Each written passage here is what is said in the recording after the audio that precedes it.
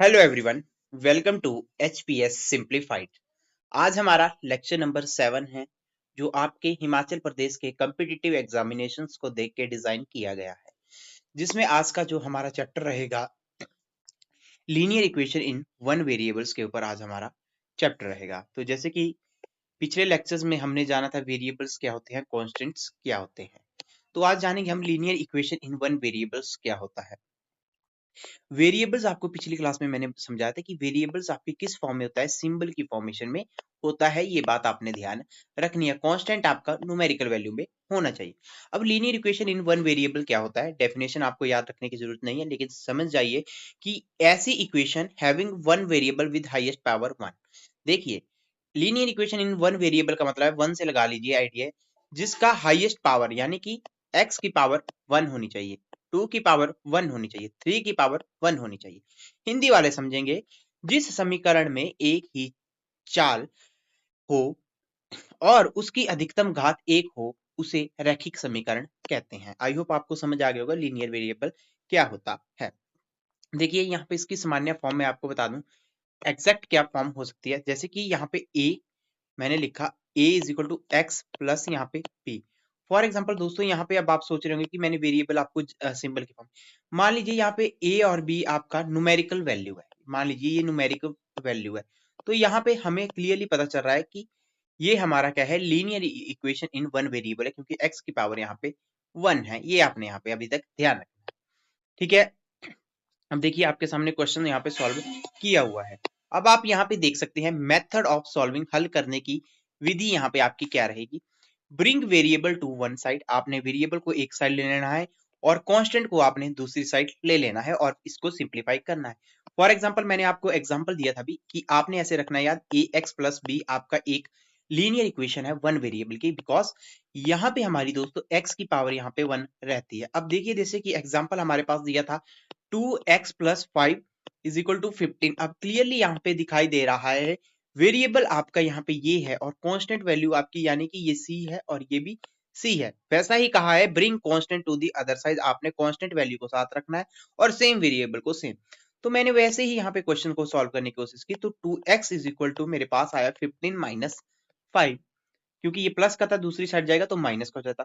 तो 2x की value मेरे पास क्या आती है दोस्तों, 10 आ जाती है और x की वैल्यू यहाँ पे आ जाती है आपकी 5। ये बिल्कुल सिंपल सा था। आई होप आप में से बहुत इस क्वेश्चन को जानते भी होंगे, लेकिन मुझे समझाना था आपके एग्जाम के अकॉर्डिंग जो आपके हिमाचल प्रदेश कमीशन तय करता है। अब वर्ड प्रॉब्लम्स, बेसिकली हम इस चैप्टर को आपके एज के चैप्टर में ध्यान रखते हैं, लेकिन आपके सिलेबस में बताया हुआ है वर्ल्ड प्रॉब्लम एज, तो यहां से एज के क्वेश्चन आपको पता होने चाहिए। अब देखिए दोस्तों, यहाँ पे मैंने एक एग्जांपल सेट किया हुआ है। अब आप देखिए, 5 years ago Rahul age was half of his present age. Hindi वाले देखेंगे कि 5 साल पहले राहुल की उम्र उसकी वर्तमान उम्र की आधी थी। देखिए, मान लीजिए अब हमें क्या पता कि यहाँ पे गिवन इन दिया है कि प्रेजेंट एज क्या है, तो प्रेजेंट एज क्या हो सकती है, प्रेजेंट एज इस वर्तमान की उम्र क्या है इसकी, मान लीजिए एक्स है, कोई वेरिएबल मैंने माना, ठीक है, ये वेरिएबल माना। अब उसने कहा कि 5 साल पहले राहुल की एज, ये राहुल ही है, राहुल की ही प्रेजेंट एज एक्स माने, उसने कहा है 5 साल पहले, अभी की एज एक्स है तो 5 साल तो -5 करना पड़ेगा, तभी वो यहाँ पे पहुंचेगा 5 साल, ठीक है। इज इक्वल टू उसकी क्या हो जाती है, यहाँ पे बोला है Rahul age is half of present age, हमने जो माना है एक्स, जैसा कि आपको यहाँ पे दिखाई दे रहा होगा, जो आपके यहाँ पे इन्होंने सॉल्व किया हुआ है, ठीक है। इस तरीके का आपके सामने यहाँ पे आ जाएगा। तो जैसे आप यहाँ पे इसको सॉल्व करेंगे तो ये आएगा आपका, देखिए मैं सॉल्व करने की कोशिश करता हूँ यहाँ पे, तो इसको सॉल्व करता हूं मैं, तो ये मेरे पास आया 2x minus 10 is equal to मेरे पास आया x। तो x की वैल्यू मेरे पास यहाँ पे आ गई पॉजिटिव 10, तो x यहाँ पे मेरे पास क्या आया, 10 वैल्यू आ गई। चाहे आप यहाँ पे देख सकते हैं इन्होंने इस तरीके से यहाँ पे किया, ठीक है। तो इस तरीके से हम इस क्वेश्चन को यहाँ पे कर सकते थे, ठीक है। तो ये अभी आपको समझाने के लिए था, तो आपने यहाँ पे ध्यान रखना है, ठीक है। किस तरीके से मैंने बताया, इस क्वेश्चन में अभी तक आपको इक्वेशन बनाने का ट्रिक बताया गया है, ठीक है। सॉल्व नहीं किया इन्होंने, लेकिन मैंने भी आपको ये इक्वेशन बता दी कि कैसे हमने बनाई, ठीक है। अब नंबर प्रॉब्लम में यहाँ पे आपसे पूछ रहा है, नंबर प्रॉब्लम भी आपके मेंशन किया हुआ है, मैं पीवाईक्यू के माध्यम से भी आपको बताऊंगा, लेकिन अभी आप समझिए, double of A number is 6 more than 17। अब डबल देन नंबर, कोई नंबर है, हमें क्या पता कौन सा नंबर है, मान लीजिए एक नंबर है x। इसने कहा है कि ये नंबर क्या है, डबल है, जो कि 6 मोर देन है किससे, 14 से। तो ऐसे आपको वर्ल्ड प्रॉब्लम समझ मतलब ऐसे ही आपको ये जो वर्ल्ड प्रॉब्लम है ये सॉल्व करने पड़ती है क्वेश्चंस में, जो आपको एग्जामिनर फंसाने की कोशिश करता है। इज इक्वल टू 20, तो x की वैल्यू यहाँ पे आ गई आपकी 10। तो ऐसे भी आप लोग कर सकते हैं। देखिए अब हमारा हो गया linear equation in one variable complete. अब देखिए linear equation in two variable, दो चाल वाला रैखिक समीकरण। ठीक है, जनरल फॉर्म क्या होती है, यहाँ a एंड b दोनों एक साथ शून्य नहीं होंगे, याद रखिए शून्य नहीं होंगे। देखिए फॉर एग्जाम्पल यहाँ पे आपको ध्यान रखना होगा, इस लाइन को प्लीज नोट रखें कि यहाँ ए और बी दोनों एक साथ शून्य नहीं होंगे, यानी कि अगर ए और बी एक साथ यहाँ पे शून्य नहीं होंगे, लीनियर और variable, linear equation in two variables. अब क्वेश्चन से यहाँ पे समझने की कोशिश करते हैं। फॉर एग्जाम्पल यहाँ पे दोस्तों आपके सामने दिया था x plus y is equal to, इन्होंने 5 दिया था। पहले तो मैंने आपको बताया था कि आपसे पूछेगा कि कितने वेरिएबल हैं। यहाँ पे हमारे पास 2 वेरिएबल, दैट इज x, यहाँ पे होगा y। अब बताओ यहाँ से कि x प्लस वाई 5 कैसे आ सकती है वैल्यू, या तो x 1 होगा या y आपका 5 होगा, या x आपके पास 2 होगा, y आपके पास 3 होगा, या तो आपके पास x 3 होगा, y आपके पास 2, या तो x आपके पास 4 होगा, या तो यहाँ पे 1। तो यहाँ पे मैंने गलत कर दिया, यहाँ पे 4 होगा। तो इस तरीके के, लेकिन इसने कहा है कि कोई यहाँ पे जो वेरिएबल होगा वो 0 नहीं होगा, ये आपने ध्यान रखना है। तो पॉसिबल सॉल्यूशन आपके पास यहाँ पे 4 बनते हैं। ठीक है, तो यहाँ पे आपने ध्यान रखना है equation in two variable has a infinite solution. अब ग्राफिकल रिप्रेजेंटेशंस देखिए, अब देखिए ग्राफिकल रिप्रेजेंटेशंस के लिए आपको ग्राफ तो नहीं पूछेगा, तो याद रखना कि ग्राफिकल, ये मेरी इस बात को यहाँ पे सभी ध्यान रखेंगे, ये क्वेश्चन पूछा जाता है। The graph of a linear equation is always a straight line. Linear equation, क्योंकि हमने पढ़ा linear equation is the form of a x plus b, और हमें पता है स्ट्रेट लाइन की इक्वेशन होती है, आप पढ़ते हैं एम एक्स प्लस सी, आप पढ़ते हैं जब आप क्लास 9th और 10th में थे कि इक्वेशन ऑफ स्ट्रेट लाइन क्या है। तो याद रखना, ये मेरी बात याद रखना कि graph of a linear equation is always a straight line. बहुत बार ये क्वेश्चन डायरेक्ट आपके एग्जाम में पूछा गया है। ठीक है, अब a pair of a linear equation, यानी कि अब आपके पास दो इक्वेशनें दे दी है, जैसे कि a x plus b one, यहाँ पे a and b constant value है। मान लीजिए आपके पास दे दिया है 3x plus 4y is equal to 90। ठीक है, आपके पास दे दिया है 7x plus 6y is equal to 40। ठीक है, अब ये आपका कांस्टेंट वैल्यू ही है। ठीक है, मान लीजिए यहाँ पे इन्होंने कांस्टेंट को दूसरी साइड ले लिया है। मान लीजिए यहाँ पे इन्होंने लिखा है 3x plus 4y minus 90 is equal to 0 के फॉर्म में आपके पास इक्वेशन दिया है। अब c यहाँ पे पॉजिटिव है, तो c1 की वैल्यू क्या होगी, हमारी माइनस 90 होगी, क्योंकि साइन कौन सा है, 90 का। ये चीजें आपको पता होनी चाहिए। अगर मैंने यहाँ से पूछ लिया कि b1 की वैल्यू क्या होगी इस इक्वेशन में, आपको पता है रिजल्ट पॉजिटिव में है, 4y है। अगर मैं यहाँ पे a1 की वैल्यू पूछ लूं तो a1 की वैल्यू क्या है, 3 है। ठीक है, यहाँ पे इस बात का आपने ध्यान रखना है। अब चलिए अब पेयर ऑफ लीनियर इक्वेशन का बिल्कुल, अब यहाँ से दोस्तों ये है आपके लिए इंपॉर्टेंट पॉइंट ऑफ, ये आपको यहाँ पे ध्यान रखना होगा। ठीक है, अब नेचर ऑफ सॉल्यूशन, यहाँ से क्वेश्चन आपके पटवारी एग्जामिनेशन, पुलिस कांस्टेबल या सेक्रेटरी, ठीक है, किसी भी एग्जाम की आप तैयारी कर रहे हैं, एसएससी जीडी, यहाँ से क्वेश्चन फंसाने की एग्जामिनर आपको कोशिश जरूर करेगा कि कंसिस्टेंट सिस्टम क्या होता है, यानी कि संगत प्रणाली क्या होती है। तो मान लीजिए जैसे कि मैंने यहाँ पे आपके सामने दिया 3x plus 4y is equal to minus 10 दे दिया मैंने। देखो ये वैल्यू दूसरी साइड जाएगी तो ये प्लस की हो जाएगी, इस फॉर्म में बन जाएगी ये 3x plus 4y plus 10 is equal to 0। अब दोस्तों ये जो आपके सामने यहाँ पे पूछ रहा है, इस फॉर्म में ये पेयर देगा आपको दो, और आपसे पूछेगा कि सॉल्यूशन कंसिस्टेंट है या इनकंसिस्टेंट है। मान लीजिए दूसरी इक्वेशन में आपको दे देता हूँ 6x plus 9y is equal to minus 8 दे देता हूं मैं। ठीक है, अब आपने मुझे बताना है, तो आप यहाँ पे क्या करेंगे कि इस इक्वेशन को भी इस फॉर्मेट में बनाएंगे 6x plus 9y plus 8 is equal to 0। अब समझो दोस्तों क्वेश्चन ने क्या कहा है, यहाँ पे हमने पढ़ा linear equation of the two variables, जैसे कि ax1 plus by1 plus c is equal to 0 हमने पढ़ा। वैसे मैंने यहाँ पे पढ़ा कि ax2 plus by2 plus c, ठीक है, ये c1 है, ये c2 is equal to 0। What is the value of a? पीछे मैंने आई थिंक, हाँ, b की वैल्यू 4y ले ली है, 4y नहीं 4 होगा, ठीक है डॉट, ठीक है, b की वैल्यू 4 होगी, ठीक है, वेरी गुड राहुल, ठीक है, ये आपने यहाँ पे ले ली। अब what is the value of a की वैल्यू यहाँ पे क्या होगी? इस इक्वेशन से फाइंड आउट करो कि इस a की वैल्यू क्या होगी, a1 की, ठीक है, ये आपका a1 है और ये b1 है, ये a2 है, ये b2 है, ठीक है, ये ध्यान रखना। What is the value of a1? तो a1 की वैल्यू मैंने देखा इक्वेशन में मेरी 3 है, ठीक है, b1 की वैल्यू मेरे पास 4 है और c1 की वैल्यू मेरे पास 10 है। वैसे ही मेरे पास a2 की वैल्यू है 6 है, b2 की वैल्यू मेरे पास कितनी है 9 है और c2 की वैल्यू मेरे पास 8 है। देखिए यहाँ पे, देखिए यहाँ पे मुझे एक चीज पता चल गई, 3/6 इज इक्वल टू 4/9, 3 1 जा 3, 3 2 जा 6, क्या देखो 1/2 इज नॉट इक्वल टू 4/9, नहीं है। आपसे पूछेगा कैसा सॉल्यूशन है, ये कंसिस्टेंट है, ठीक है, कौन सा है, ये कंसिस्टेंट सॉल्यूशन है, आपने यहाँ पे ध्यान रखना है, यानी कि इसका वन सॉल्यूशन है और इनफाइनाइट सॉल्यूशन है, ठीक है। आपसे पूछेगा कैसा सिस्टम है, मैं तो एग्जाम में डायरेक्ट बता रहा हूँ, ये है, ये एक कंसिस्टेंट सिस्टम है, ठीक है, आपने यहाँ पे ध्यान रखना है, एग्जाम में इससे आपसे सवाल पूछेगा। अब इनकंसिस्टेंट सिस्टम क्या कहता है?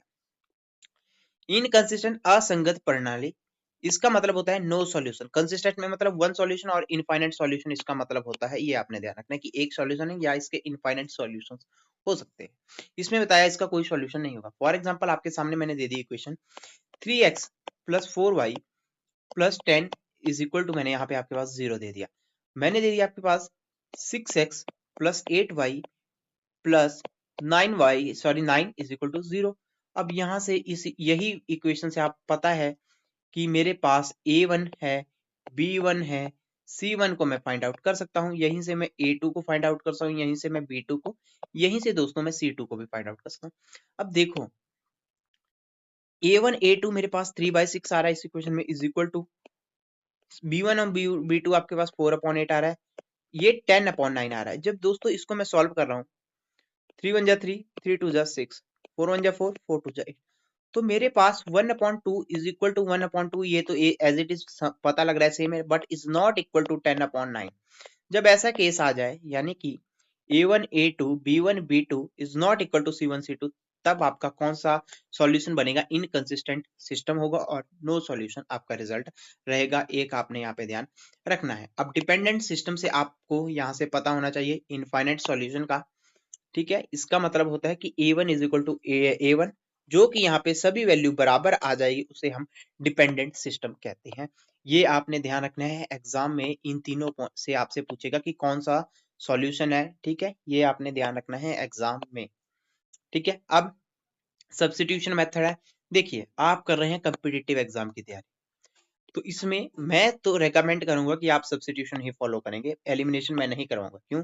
अगर आप 10th क्लास में होते तब मैं आपको बता देता कि एलिमिनेशन मेथड को ऐसे पुट आउट करते हैं, लेकिन आपको substitution is the best method रहेगा, क्योंकि अगर आप दोनों मेथड करेंगे आपका रिजल्ट एक ही निकलेगा, इसलिए हम इसी को आगे कंटिन्यू करेंगे।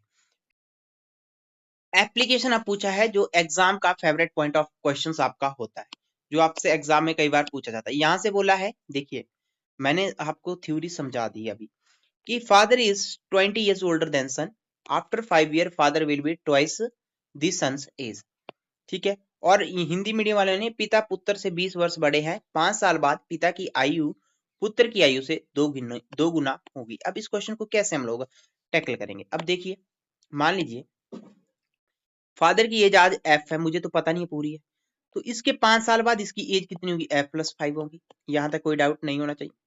सोचिएगा, एस की एज आज एस है, तो 5 साल बाद कितनी होगी, s+5 होगी, होगी ना।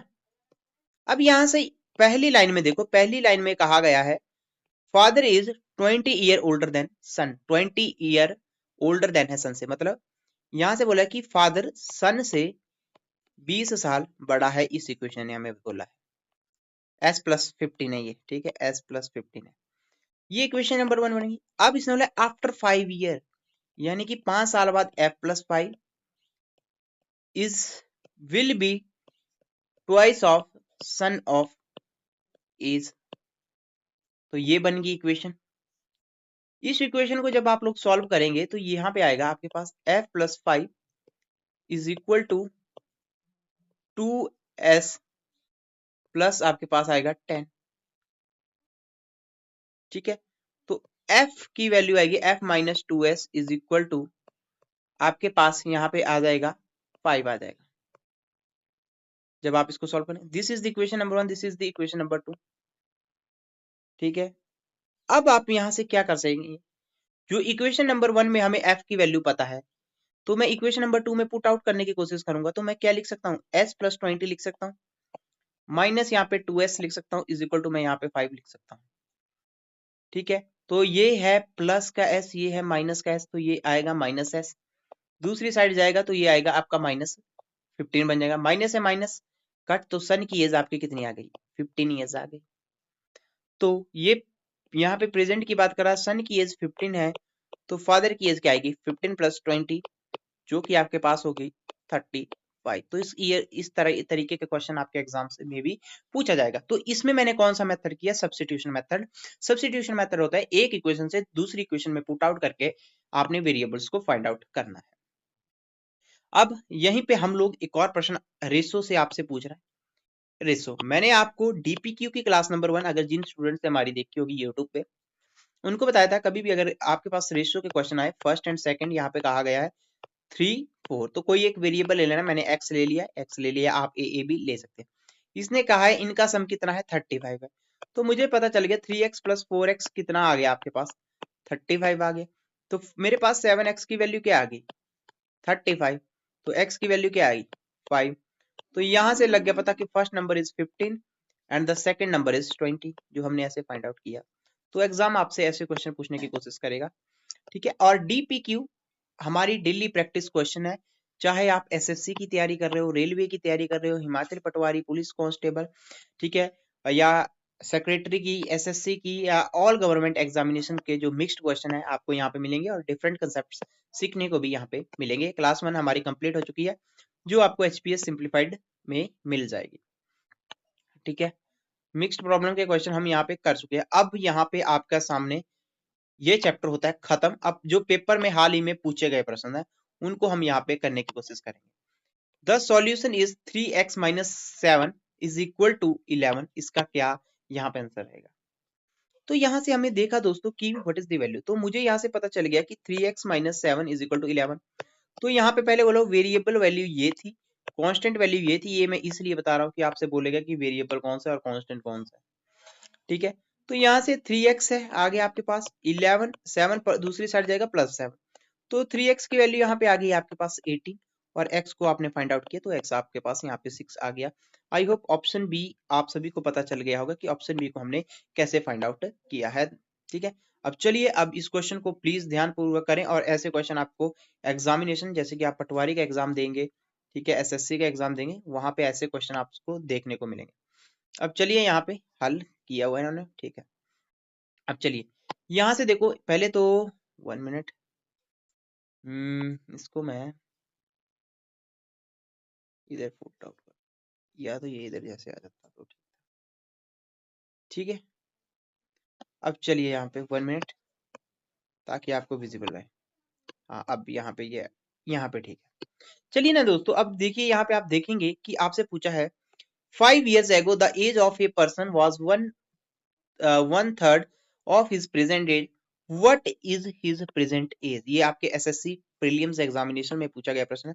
5 वर्ष पहले किसी व्यक्ति की आयु उसकी वर्तमान आयु की 1/3 थी। वर्तमान आयु क्या है, 5 साल की पहले की बात की है। एज ऑफ ए पर्सन, मान लीजिए प्रेजेंट, प्रेजेंट मतलब आज की एज है उसकी x, मान लीजिए मैंने माना x है, प्रेजेंट एज x। तो 5 साल पहले उसकी तो x - 5 होगी, होगी ना कि नहीं। अगर आज x है तो 5, आज अगर आप 15 साल की हो तो 5 साल पहले कितने होंगे, 10 के, लेकिन यहाँ पे हमें पता नहीं। तो इसने कहा है कि द एज 5 साल पहले द एज ऑफ पर्सन यानी कि x minus 5 is equal to one third of present age हमने मानी है x है, और यहीं से आपका क्वेश्चन हो गया कंप्लीट। यहां से आप क्रॉस मल्टीप्लीकेशन करेंगे तो आपके पास आएगा 3x minus 5 is equal to x। तो ये आपके पास आ गया 3x minus 15 is equal to x। तो ये आपके पास आएगा 2x is equal to 15 is equal to आपके पास आएगा यहाँ पे 15। तो x की वैल्यू आपके पास क्या आएगी 7.58। और हमसे क्या पूछी है प्रेजेंट एज क्या है x है, तो x की वैल्यू क्या आई 7.5। तो ऑप्शन बी ही आपकी सही आंसर रहेगी। तो यहाँ पे ऑप्शंस को आपको टैकल करना था, ठीक है। स्टेटमेंट अगर आपने कर ली थी यहाँ पे तो आप इसको इजीली कर सकते हैं। अब देखिए मैं आपसे आपको करवाया था, ये देखिए ये आपके एमपी पटवारी में पूछा गया प्रश्न है, ठीक है। तो चलिए यहाँ पे इसका आंसर बताए। The graphical representation of a linear equation in two variables is always a circle, parabola, straight line, eclipse. अगर देखो सर्कल की आपको इक्वेशन अभी पता नहीं होगी, ठीक है, एलिप्स की भी आपको पता नहीं होगी, पैराबोला की भी आपको पता नहीं होगी। मैंने सिर्फ आपको स्ट्रेट लाइन की बताई थी कि स्ट्रेट लाइन ही आपकी लीनियर इक्वेशन की वेरिएबल्स को डिफाइन करता है, जो कि होता है y is equal to M X plus C, जो मैंने आपको ए एक्स प्लस बी के फॉर्मेट में बताया था, ठीक है। तो याद रखना द ग्राफिकल रिप्रेजेंटेशन कभी भी आ जाए लीनियर इक्वेशन का टू वेरिएबल्स का, तो आपने बताना है कि वो हमेशा आपको स्ट्रेट लाइन देगा, ठीक है। अब आपके सामने एक और प्रश्न, यस बताइए बताइए अभी आपको करवाया है मैंने क्वेश्चन, मुझे बताइए for what condition does the pair of a linear equation have a no solution, ठीक है। हमने ये पढ़ा था कि a is equal to b, ये क्या होता है आपका कंसिस्टेंट होता है, हमने पढ़ा था, जिसमें हमने बोला था कि इसका क्या होता है वन सॉल्यूशन होता है। देखिए चीजों को रिमाइंड करते रहे साथ साथ, वन सॉल्यूशन और इनफाइनाइट सॉल्यूशन, ठीक है। हमने यहाँ पे बताया था कि जैसे कि a is equal to 1, b upon 1, c upon 1, ये आपने देखा था। जब ये बराबर हो जाता था तो आपका क्या होता था, क्या हो जाता था बताइए। यहाँ पे आपने मुझे बताना है, बताइए। जब हमारी चीजें सभी बराबर हो जाती है तो ये क्या आती थी आपके डिपेंडेंट सॉल्यूशन में आता था, जिसको हम लोग कहते थे ये क्या है इनफाइनाइट सॉल्यूशन है। लेकिन हमने जब पढ़ा था कि ए यही ऑप्शन सी है, ऑप्शन नंबर सी, ये कौन सा है, ये हमें इनकंसिस्टेंट बताता है। इनकंसिस्टेंट मतलब जिसमें हमें बताता है कि इसका क्या है नो सॉल्यूशन है, अभी ही आपको ये मैंने बताया। तो इस टाइप में आपके एग्जाम में क्वेश्चन बन सकता है, इस पॉइंट ऑफ व्यू से इसको आपने ध्यान रखना है। अब देखिए एक और प्रश्न आपकी स्क्रीन पे, जो मैंने इक्वेशन के हिसाब से आपको बताया, क्वेश्चन नंबर 5 है आपकी स्क्रीन पे। मैं थोड़ा सा इसको जूम कर लूं ताकि आपको और विजिबल हो जाए। अब देखिए यहाँ पे आप क्वेश्चन नंबर 5 का मुझे यहाँ पे आंसर बताएंगे। देखिए यहाँ पे इन्होंने दिया है this is the format of a1 ax1 by1, ये आपके पास आ गया plus c is equal to 0। इस तरीके से आप फाइंड करेंगे ax2 by2 plus c2 is equal to 0। देखो अगर आपने पहले इस वैल्यू को दूसरी साइड ले जाना है तो ये -26 बन जाएगा, इसको आप दूसरी साइड ले जाएंगे -13 ये बन जाएगा, तभी ये आपका इस फॉर्मेट में आपको दिखाई देगा। तो इक्वेशन 1 को देखो पहले तुम लोग, इक्वेशन 1 को तुमने देखा तो मुझे पता चल गया कि a1 की value, what is the value of a1, a1 की वैल्यू मुझे क्लियरली दिखाई दे रही है 2 है, और मुझे क्लियरली दिखाई दे रहा है कि a2 की वैल्यू यहाँ पे 4 है, और मुझे क्लियरली दिखाई दे रहा है यहाँ पे b1 की वैल्यू यहाँ पे 3 है, और यहाँ पे मेरे को b2 की वैल्यू यहाँ पे क्लियरली 6 दिखाई दे रही है, और C1 की वैल्यू यहाँ पे माइनस है, ये रखना -13, और मेरे को यहाँ पे C2 की वैल्यू भी क्लियरली दिखाई दे रही है जो कि यहाँ पे -26 है। देखिए पूरा लेक्चर देखा करो तभी आपको ये चीज समझ आएगी, ठीक है। अब ये चीज आपने की, मुझे पता चल रहा है 2/4, 3/6, -13 अपॉन -26, ये से ये 1/2, ये भी आपका 1/2, ये भी आपका 1/2, सभी सॉल्यूशन क्या आ रहे हैं 1/2 1/2 बराबर आ रहे हैं। तो यानी कि इसका आंसर होगा option number C, infinite solution यहाँ पे आपका सही आंसर रहेगा। ठीक है, आपने यहाँ पे ध्यान रखना है इनफाइनाइट सॉल्यूशन जिसको हम लोग डिपेंडेंट इक्वेशन कहते हैं। वन सॉल्यूशन का आपको बताया था कि जो कि A1/A2 बराबर नहीं होता है, जो अभी मैंने ऊपर आपको ये क्लियरली समझा दिया। ठीक है, देखिए इस हिसाब से आपसे एग्जाम में क्वेश्चन पूछे जा सकते हैं। अब चलिए यहाँ पे क्वेश्चन नंबर 6 है आपकी स्क्रीन पे, बताइए। देखिए यहाँ से पहले खुद से कोशिश करेंगे करने की आप लोग। ठीक है, अब पहले तो ये देखिए the ratio of a two number is 4:5, sum इनका ये है, फाइंड दी नंबर्स। देखिए बिल्कुल इजी सवाल है, होमवर्क है आपके लिए। ठीक है, क्यों मैंने बताया था ऐसा क्वेश्चन कभी आए तो इनको वेरिएबल मान लो 4x/5x। इसका सम बता दिया कितना है, जो कि 9x आपके पास आ गया 45। x की वैल्यू कितनी आ गई 5 आ गई। x की वैल्यू 5, एक नंबर मेरे पास 20 आया तो दूसरा नंबर मेरे पास 25 आया। कौन सी ऑप्शन में आपको बताया गया। ठीक है, यहाँ पे आप बता सकते हैं। अब इस क्वेश्चन को करेंगे हम सब्स्टिट्यूशन मेथड से।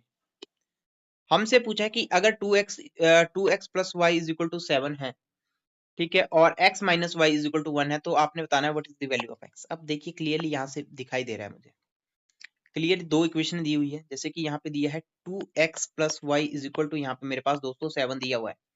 अब मुझे x फाइंड आउट करना है, तो मैं यहाँ पे y की वैल्यू फाइंड आउट कर लेता हूँ। y की वैल्यू आ रही है 7 माइनस 2x, यही तो आपका सब्स्टिट्यूशन है, क्योंकि हमें x फाइंड आउट करना है। तो इस y को तुम लोगों ने इस इक्वेशन में पुट आउट कर देना है। इस इक्वेशन में पुट करोगे तो x माइनस का साइन है, ये माइनस साइन है, ध्यान रखना है। यहाँ पे आप लोग गलती करते हैं 7 माइनस 2x, तो ये आपके पास आएगा इज इक्वल टू 1। तो x यहाँ पे ये -7 आ जाएगा, यहाँ पे प्लस 2x आपके पास आ जाएगा इज इक्वल टू 1। तो ये आपके पास आ जाएगा 3x इज इक्वल टू 8 आ जाएगा, क्योंकि -7 ये दूसरी साइड जाएगा तो प्लस का 7 plus 1 plus 7 is equal to 8। तो x की वैल्यू कितनी आ जाएगी आपकी 8/3। यहाँ पे आपका सही आंसर रहना था, तो ऑप्शन डी के ऊपर आप लोग जा सकते थे। अब चलिए यहाँ पे क्वेश्चन नंबर 8 आपकी स्क्रीन पे है, आपने ये क्वेश्चन करके बताना है। ये आपके लिए रहेगा होमवर्क, आप खुद से भी इसको कर सकते हैं। ठीक है, बिल्कुल सिंपल सा सवाल है और आंसर देख लीजिए, इसका ऑप्शन नंबर बी रहेगा। चलिए अब एक और प्रश्न आपकी स्क्रीन पे, इस क्वेश्चन को हम कोशिश करेंगे सॉल्व करने की। ठीक है, यहाँ पे इन्होंने लिखा है the present age of a father is 3 times age of a son after 10 years father will be twice the son age, find the present of the सन।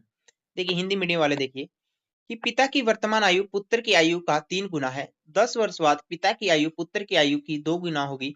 पुत्र की वर्तमान आयु ज्ञात करें। मैंने बताया था प्रेजेंट एज बता रहा है, यानी कि आज की एज बता रहा है फादर की, मैंने माना एफ है, जो कि ये कह रहा है कि 3 टाइम है आज की एज से सन से। ये प्रेजेंट एज का सिनेरियो बता रहा है। ठीक है, अब इसने बोला है आफ्टर 10 ईयर, आज अगर फादर एफ ईयर्स के हैं तो 10 साल बाद कितने होंगे एफ प्लस 10 के होंगे। देखो मैं क्वेश्चन से बता रहा हूँ, इज इक्वल टू बताया है ट्वाइस, तो सन भी तो बड़ा होगा 10 साल बाद, तो ये होगा एस प्लस 10।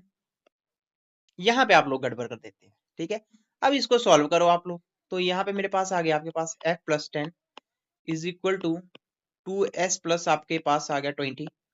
तो यहाँ पे मुझे पता चल गया कि f minus 2s is equal to, यहाँ पे मेरे पास आ गया 10। ये वैल्यू मेरे पास आ गई। अब f की वैल्यू हमने equation 1 substitution method put out कर लो, क्योंकि हमें सन की एज पूछी है, तो 3s minus 2s is equal to 10। तो मुझे यहाँ पे क्लियरली पता चल रहा है कि बी ऑप्शन यहाँ पे सही है, 10 ईयर्स यहाँ पे सही आंसर रहेगा। तो देखिए 10th क्वेश्चन भी आपके लिए होमवर्क है, आप खुद से प्रैक्टिस करें और यहाँ से मुझे x की वैल्यू फाइंड आउट करके बताएं। This is the method of A substitution. ठीक है, ठीक है, अब यहाँ से आपने बताना है मुझे व्हाट इज दी, क्या पूछा, वैल्यू ऑफ k की, यहाँ पे k की वैल्यू पूछी है। अब देखिए इन्होंने लिखा है for what the value of k will be pair और इन हैव अ इनफाइनाइट सॉल्यूशन। ठीक है, अब मैं यहाँ से आपको इसका सॉल्यूशन से ही समझा देता हूँ, क्योंकि हमने देखा कि इनफाइनाइट सॉल्यूशन आपके कब होंगे, जब ये चीजें सभी एक आपस में क्या होंगी, इक्वल होगी। मान लीजिए 2/4 बराबर होगा 3 अपॉन, यहाँ पे y की जगह यहाँ पे k वेरिएबल है सवाल, और हमारे पास 7/14। अब मुझे पता चल रहा है कि सारी रेशो क्या आ रही है 1:2, और ये भी 1:2, तो ये भी किस में आनी चाहिए 1:2। तो कौन सी ऑप्शन से लग रहा है बता, क्योंकि अगर 3 के यहाँ पे 1/6 लगाऊंगा तभी तो ये 1/2 आएगा। तो इस तरीके से भी आप इस क्वेश्चन को कर सकते थे। ठीक है, आपने यहाँ पे ध्यान रखना है और ये क्वेश्चन आपके लिए होमवर्क। देखिए ऐसे ही क्वेश्चन आपके इस चैप्टर से पूछे गए हैं जो मैंने यहाँ पे आपको डाले हैं। ये भी आपके लिए रहेगा HW, आप इसको कर सकते हैं। खुद से प्रैक्टिस करिएगा इस क्वेश्चंस पे और इसका PDF आपको हमारे टेलीग्राम चैनल पे मिल जाएगा। ठीक है, और ये है, अब देखिए इसका रिवीजन करते रहिए। यहाँ से क्वेश्चन पूछेगा, अगर एक चीज इक्वल नहीं है तो कौन सा होगा, ये आपका होगा ऑप्शन सी, इनकंसिस्टेंट सॉल्यूशन, जो हमने देखा। तो इसी के साथ आज का हमारा ये चैप्टर खत्म होते हुए और क्लास 7 भी हमारी कंप्लीट होते हुए, तो जैसे कि मैंने आपको बताया है कि हमारे यूट्यूब चैनल पे DPQ स्टार्ट हो चुकी है। तो DPQ का मतलब है डेली प्रैक्टिस क्वेश्चन, जिसमें हर एक एग्जाम के क्वेश्चंस को टारगेट किया हुआ है। तो उस क्लास को जरूर आप लोग अटेंड किया करें। तो थैंक यू सो मच, मिलते हैं नेक्स्ट लेक्चर के साथ।